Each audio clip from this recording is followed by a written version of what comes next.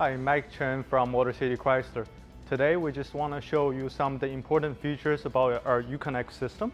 And Ashley just showed you the Apple CarPlay side. I'm going to show you the Android powered phones. So now we're inside the car. Let's take a look at the screen and I'll show you how to work the Android Auto. So first, you want to download the Android app from your Google Play and then connect your phone via USB. For this case, we are wirelessly connected. And third, you can accept the terms and enable your Bluetooth connection.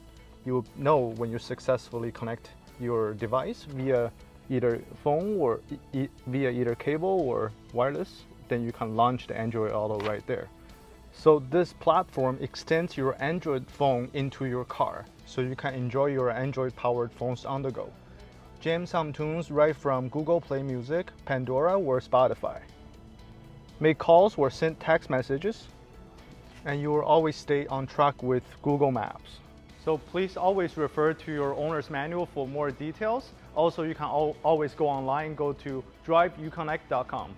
Please come see me at Motor City Chrysler in Windsor. We're located on Tecumseh and Walker Road, and I can show you how to work it in person. Thank you.